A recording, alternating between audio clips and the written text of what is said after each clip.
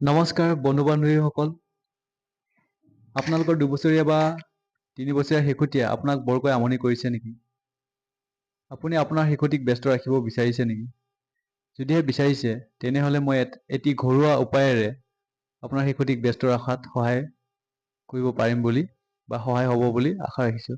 ইয়াত দেখিছে মই কিছু পৰিমাণৰ আটা লৈছোঁ আৰু এই আটাখিনি ভালদৰে মাৰি লৈ কিছু গোল গোল বনাইছোঁ। গোল গোল হোৱাৰ পিছত আপোনালোকে প্ৰত্যেকটি গোলৰ পৰা একোডালকৈ পেঞ্চিল আকৃতিৰ ষ্টিক বনাবৰ কাৰণে আপোনালোকে চেষ্টা কৰিব। আপোনালোকে নিশ্চয় ভাবিছে এই ষ্টিকসমূহেৰেনো কি বনোৱা হ'ব বা কি বনোৱা যাব। নিশ্চয় এই ষ্টিকসমূহেৰে মই এটি বিশেষ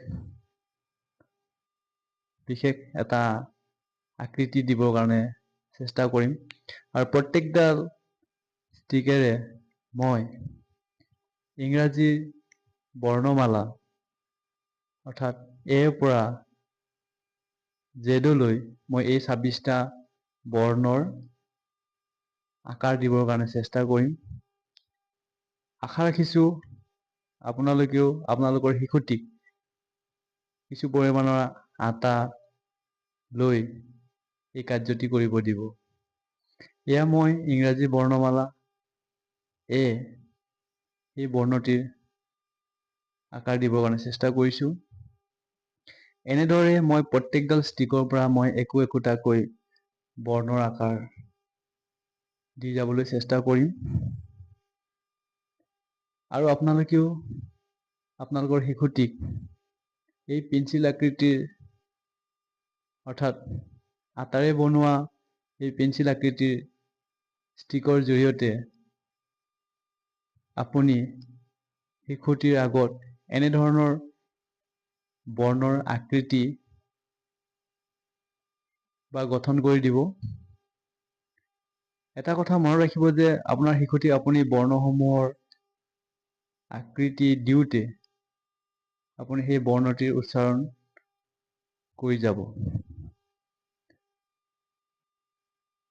মই আশা ৰাখিছোঁ যে আপোনাৰ শিশুটিও এই কাৰ্যটিৰ জৰিয়তে তেওঁলোকে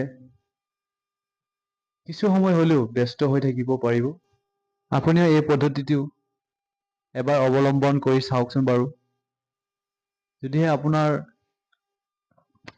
এই পদ্ধতিৰ জৰিয়তে আপোনাৰ শিশুটিয়ে ব্যস্ত হৈ থাকে, তেতিয়াহ'লে নিশ্চয় আপুনি মোৰ এই চেনেলটিত গৈ অৰ্থাৎ লাৰ্ণ এণ্ড এপ্লাই চেনেলটিত গৈ আপুনি আপোনাৰ বহুমূলীয়া মন্তব্য আগবঢ়াব বুলি মই আশা ৰাখিলোঁ। আৰু এই মোৰ ভিডিঅ'টি যদি আপোনাক কিছু পৰিমাণৰ হ'লেও উপকৃত কৰিছে বুলি আপুনি ভাবে, তেনেহ'লে নিশ্চয় আপুনি লাইক, শ্বেয়াৰ আৰু কমেণ্ট কৰিব বুলি মই আশা ৰাখিলোঁ। আৰু এনেধৰণৰ ভিডিঅ' পৰৱৰ্তী সময়ত আপুনি পাবলৈ হ'লে মোৰ এই চেনেলটিত ছাবস্ক্ৰাইব কৰিব বুলি মই আশা ৰাখিলোঁ। আপোনালোকে প্ৰত্যেকেই এবাৰ হ'লেও এই পদ্ধতিৰে আপুনি কিছু সময় আপোনাৰ শিশুটিক ব্যস্ত কৰি ৰখাত সহায় হ'ব বুলি বা কৰিব পাৰিব বুলি মই আশা ৰাখিছোঁ।